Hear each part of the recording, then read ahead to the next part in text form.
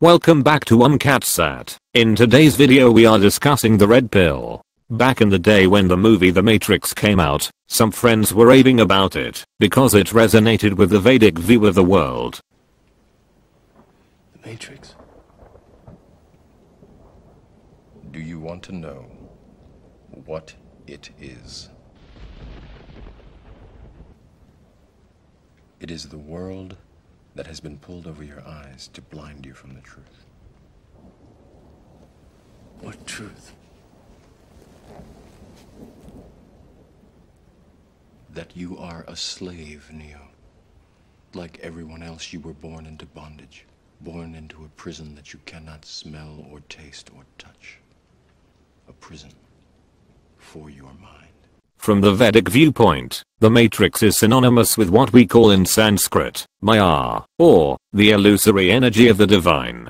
The illusory energy, or Maya's function is to cover the intrinsic nature of the self, and envelop the living entity with the false conception that we are this mortal coil. Morpheus explains the Matrix as, quote, the world that has been pulled over your eyes to blind you from the truth. Neo responds by asking, what is the truth? To which Morpheus answers that the truth is that Neo, you are a slave. Like everyone else, you were born into bondage, born into a prison that you cannot smell or taste or touch. A prison for your mind. This is pretty close to the Vedic version. There are many in the alternative media, and especially amongst the conspiracy community, that are aware of the enslavement of humanity. And it's a fact, those entangled in the financial system, which is pretty much all of us, are financial slaves to the debt-based monetary system. If you're not up to speed on this concept, you can read up on it. Two of the best videos that come to mind are by Bill Still. One is called Money Masters and the other is called The Secret of Oz. Both are well worth checking out. Unfortunately, screaming out at the top of your lungs that we are slaves doesn't offer any solution. Even for the very few who acquire the knowledge of how to operate as a creditor and not as a debtor, the Vedas says that you are still a slave to the mind and the senses. How so? In the Matrix, the idea is that this world is an illusion. Does this mean that if you put your hand into fire you won't get burned? No. Every sane man knows that fire will burn. The illusion is that of misidentifying with the material sphere and the material body, the mind and senses, as the self, when one is in fact a spiritual entity who has, in his original position, an eternal spiritual nature and identity. In the material realm, we are serving the dictates of our own desires, and we become slaves to our senses. In the Matrix, Morpheus is telling Neo that we are born into a prison that we cannot smell or taste or touch.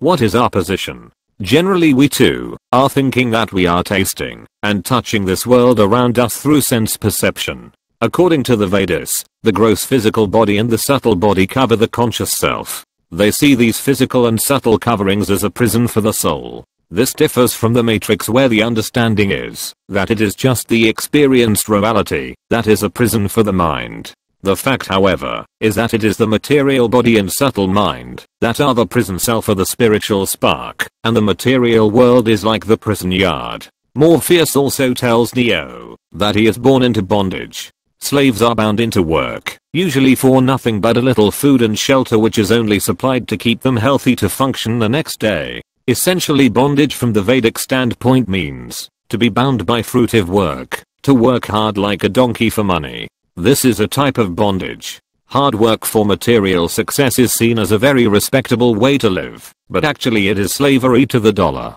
The Vedas are very harsh in respect to the fruitive worker, comparing them to hogs, dogs, camels, and asses, because essentially they are following a polished version of animal life. The Vedas explains that real slavery is servitude to our mind and senses. One of the main tenets of spiritual discipline is mastery over the senses. Without controlling our material senses we cannot awaken our spiritual senses. One who cannot control his senses is just like an animal. Animals are also running after their senses. It is natural for them to pursue the four primary functions of life, namely eating, sleeping, mating, and offending. Humans also have this propensity. However, the Vedas is saying that humans have a higher purpose than merely fulfilling these basic propensities. One's higher purpose is self-realization. when we come to realize the higher reality, that we are spiritual entities who have misidentified with the material realm, and have been distracted from our higher goal of self-realization, and when we act on that knowledge and actively start to pursue the journey within, rather than chasing the phantasmagoria of the material world, then it can be said that we have taken the red pill.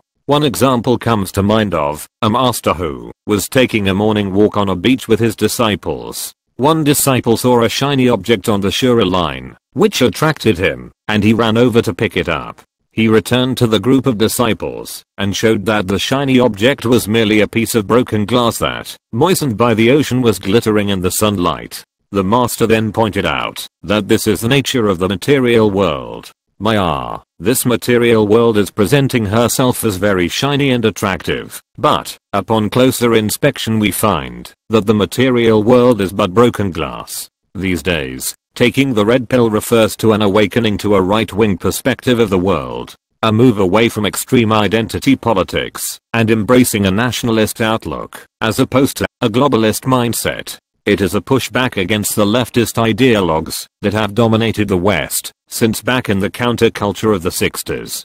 So the alt-right took the term red pill as a metaphor to an awakening to the understanding of the damage that leftist agendas are destroying traditional Western values. Also very recently, KCJ came out with a documentary called The Red Pill. This title was in reference to her awakening from her feminist worldview while exploring the men's rights movement. From a relative perspective, one may see these awakenings as a form of progress, and they are. So we can tip our hats to their work and their sincere efforts. However, the real red pill is an awakening to the spiritual nature of the self, and the pursuit of self-realization.